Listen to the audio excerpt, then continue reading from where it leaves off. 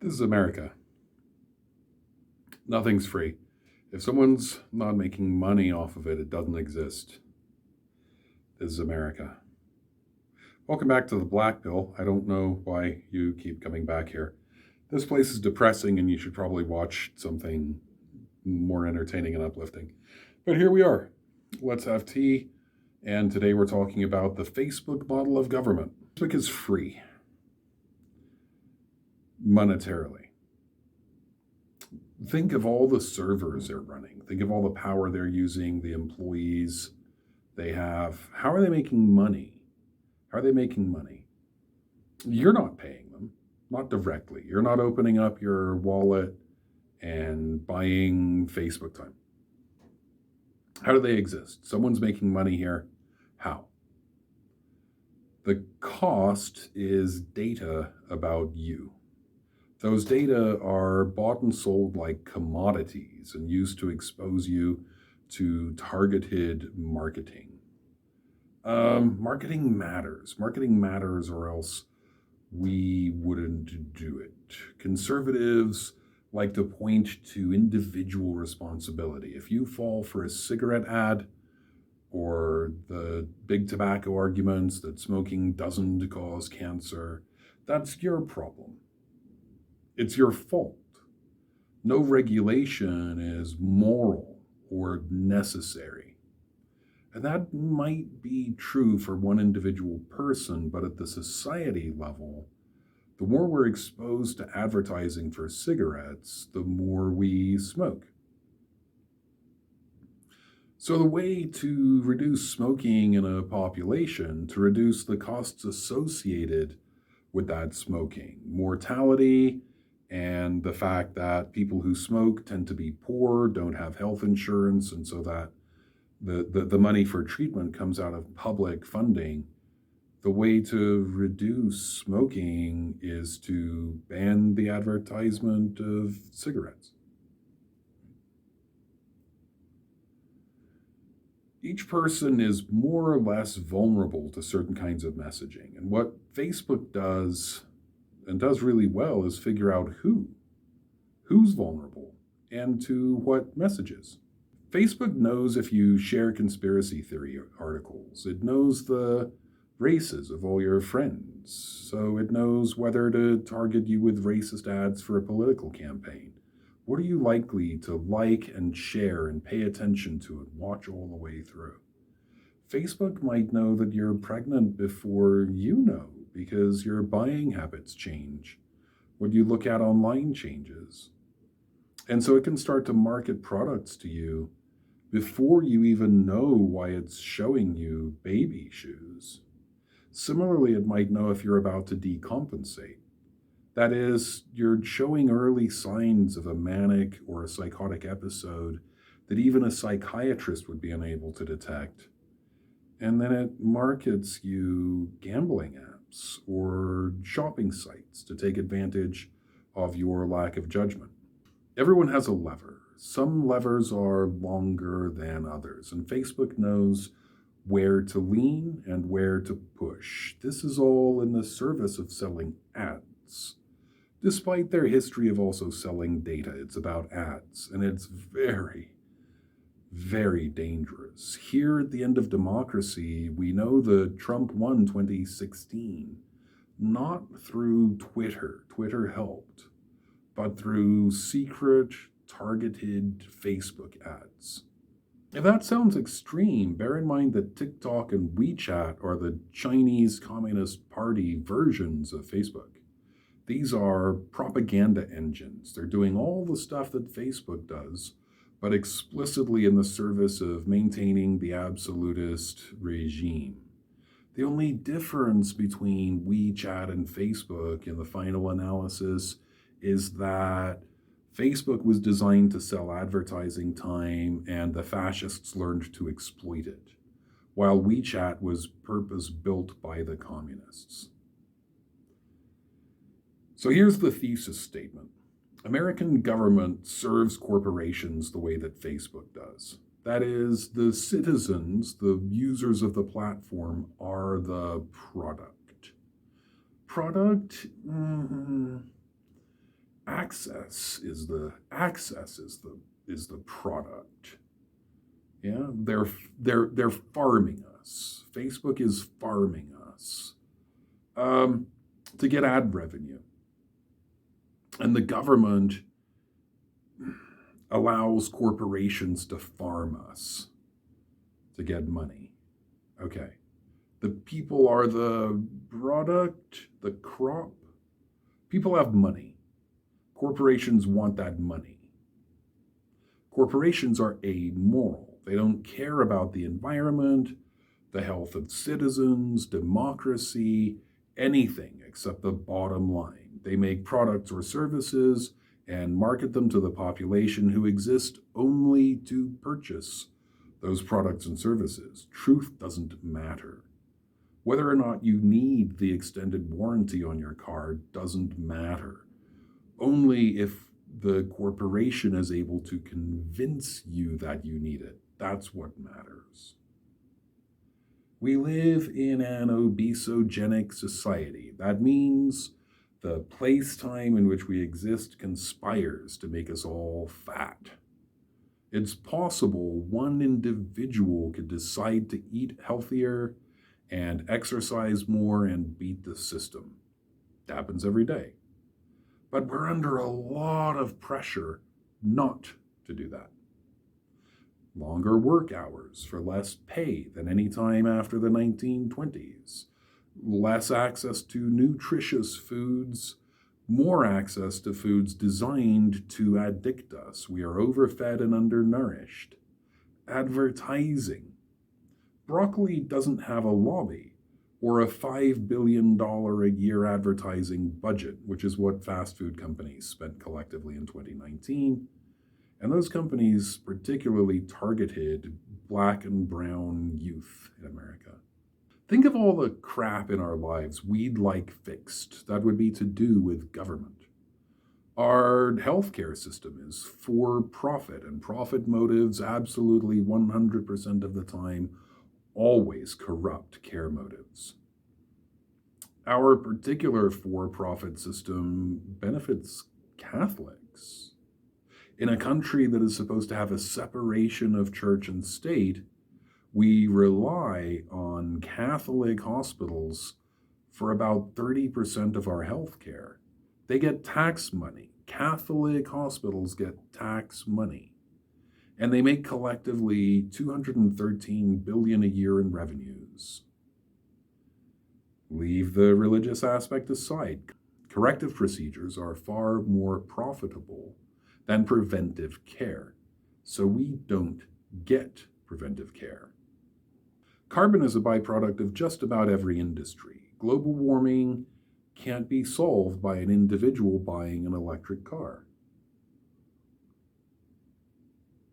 The carbon cost of building a new electric car is far higher than the carbon cost of just running your car the way it is for the remaining lifespan of that vehicle. This is a problem that requires large-scale governmental and even intergovernmental cooperation. We're fat and out of shape because all the food stuff I just said, and also gyms. You have to pay for access to a gym. Neighborhood parks with runnable or walkable trails are only really for more expensive neighborhoods. And public parks, to the extent they exist, are often overcrowded, dirty, possibly even dangerous. They're strewn with trash and occupied by people without homes who have no place else to go. People tend to buy expensive gym memberships at the start of the year and then never attend past February. And gyms are absolutely fine with this arrangement. Keeps the crowding down. They collect the money anyway. You prepaid for the year. Nobody really complains about it because we feel like it's our responsibility. If I'm paying for the gym membership and decide to stay home and eat Doritos, that's on me. Gyms have no obligation to call their customers once a week and follow up with that customer's goals and plans to keep them motivated for exercising through the year. They only have a product, and that product is access to the equipment. You bought it, now take it or leave it. Education costs a lot of money. Private colleges and even state colleges. Access is commodified in this market for reasons. Corporations no longer really train their employees. They expect us to go to college to get credentials. Credentials for work rather than an education that would make us critical thinkers and participants in democracy.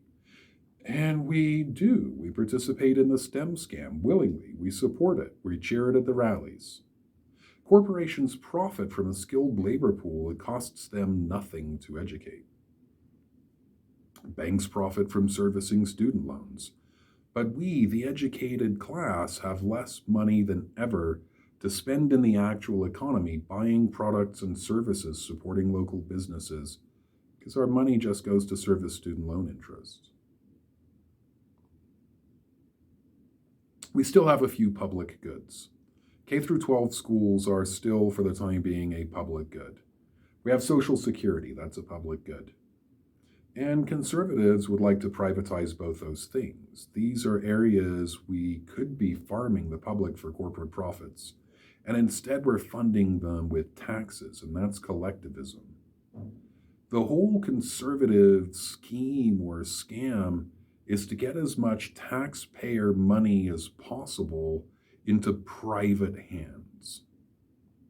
That is to privatize hospitals so that corporations profit from care that was before not for profit, so that Bridgepoint Education and University of Phoenix can get education subsidies from the federal government and leave people with $80,000 in student loans for uncompleted bachelor's degrees or degrees that have no use in the marketplace.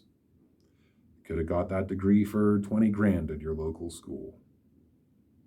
Or to privatize Social Security so that the banks now get to gamble with all of this taxpayer money.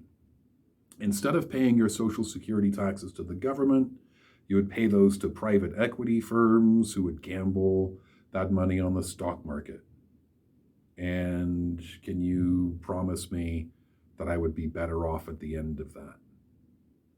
When Trump took office in 2016, he appointed heads of every government department to destroy those departments. Betsy DeVos to the Department of Education. Betsy's job was explicitly to promote the interest of for-profit Christian schools against the public good of education. Scott Pruitt to the EPA to troll, to serve the interests of American coal in their ongoing war against the EPA, and so on and so on. Companies control the government. It costs money to run for office. It costs money to campaign. Your basic congressperson or senator spends 3/4 of their time stumping for money, looking for donors so they can afford to beat their well-funded opponents. And lobbyists are there. Lobbyists are there to influence politicians on a daily basis. Bribes aren't allowed. But Congress members don't actually make a ton of money. You see the internet meme, we should pay Congress people like we pay teachers, and then they'd come around, Yeah, you've seen the memes, you've seen enough of them. But your basic congressperson makes a bit over 130 grand a year, if I remember correctly. Which sounds like a lot, except they have to maintain a residence in their home state and a residence in DC. It's very expensive, and then flying back and forth between their state and Washington, DC on a regular basis. It's not, for the work that they're ostensibly doing, it's not that much compensation. Why would you do it? Well, it's very lucrative. It's not lucrative while you're in Congress. One of the perks is the almost guarantee of a lobbying job later. So the NRA stops by today. And the NRA says, we're running this bill We're looking for a sponsor for this bill. They wrote the bill. They wrote the bill. Here's the bill. You don't have to do any work. Just propose it. And if you propose the bill, well, I used to be in Congress and I used to make that $135 a year, and now I make 800 grand a year lobbying for the NRA. Just outrageously exorbitant salaries for lobbyists. And those are bribes. You can't take that money while you are working in Congress or the Senate. But when your term is up, you can switch over to the lobbying side. And if you've played ball with the lobbyists, massive, massive paychecks for you. So the lucrative part is on the back end, right? And so, was it Jesse Jackson Jr. a few years ago got caught with his hand in the cookie jar, taking bribes now while serving, instead of waiting and taking the bribes, deferring the bribes for later. And these days, the think tanks, that's a misnomer. I don't want to keep calling them think tanks. They're not think tanks.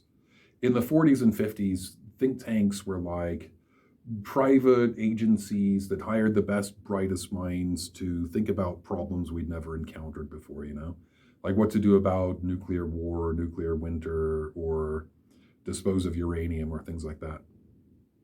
And now PR firms call themselves think tanks because you wouldn't listen to a PR firm, right? So Heritage takes a ton of money from big oil and big coal and whatever, the NRA, whatever.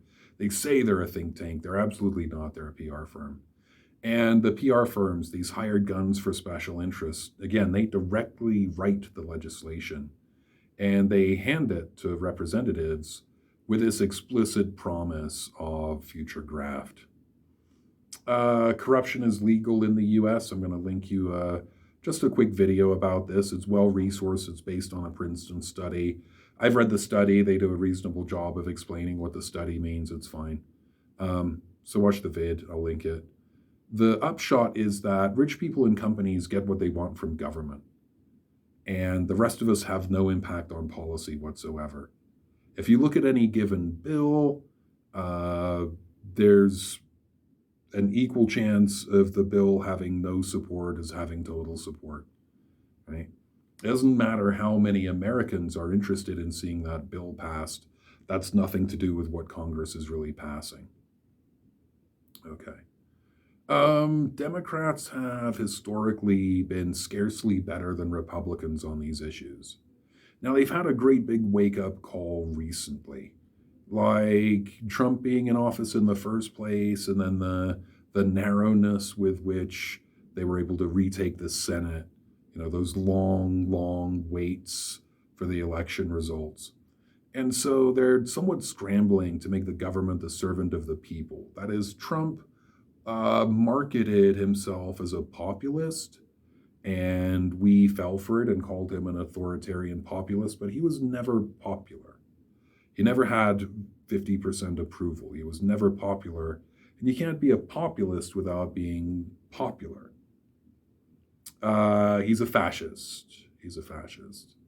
And so what Biden is trying to do is be a real populist.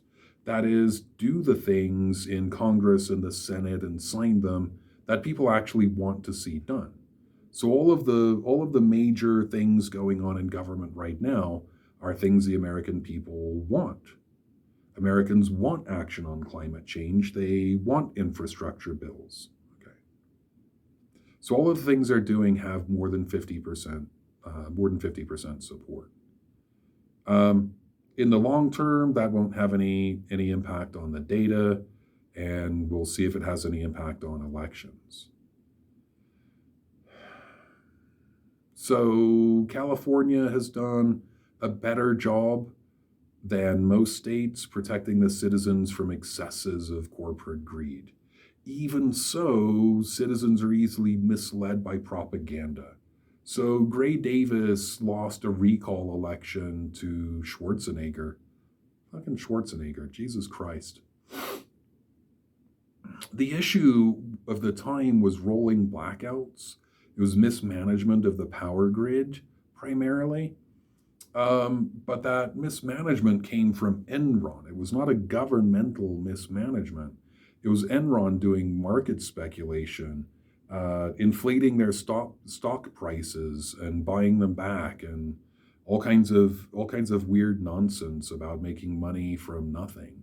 That's why they had the rolling blackouts, and that's why Enron eventually collapsed. But the Propo machine goes to work, and Gray Davis gets the blame, and then we have Governor fucking Schwarzenegger. Jesus. So here we are. Here we are. Facebook seems like an anomaly. It seems like a giant multi-billion-dollar global company farming us passively for ad revenue. The way the robots in the Matrix farm bodies for electricity. Which is also weird, but it's not. It's not an anomaly at all. It's part of the broader system. Facebook can only exist because the government does not serve the will of the people. It serves the interests of corporations. The people are the product. The conservatives in particular keep taking our side on moral issues, or at least the vocal minority and the gamesmanship of the system, so they'll go along with the anti-abortion people. And it's this contract made in hell where they promise to do authoritarian, anti-democratic things. And so we elect anti-democratic people to do authoritarian, anti-democratic things that align with particular narrow religious interests. And we're willing to sacrifice democracy to make abortion illegal. But then the fascists have the power. And the fascists turn out not to be as fashy as you want. They're merely corporatists willing to use any means necessary to gain power. And Facebook can really only exist in this environment where for literal centuries we have refused to rein in any corporate excesses. Facebook should be illegal. The business model they have should be illegal because it leads to massive, large-scale harm. I guess the most vivid example, if you don't give a shit about democracy is toast. If you don't care about that, if you don't care about climate change, COVID, Facebook explicitly profits from spreading COVID misinformation. And the more people get COVID misinformation, the more they don't wear masks in public, and the more they don't get their vaccines, and the more people die. That's an explicit public harm as bad as or worse than selling people cigarettes. And that can only exist in a country that refuses to rein in the corporate excesses, because protecting the citizens is not the point of government. Protecting the corporations is the point of government. Until we fix that, until we have real democracy, that's how it's going to be. I'm the Black Pill, and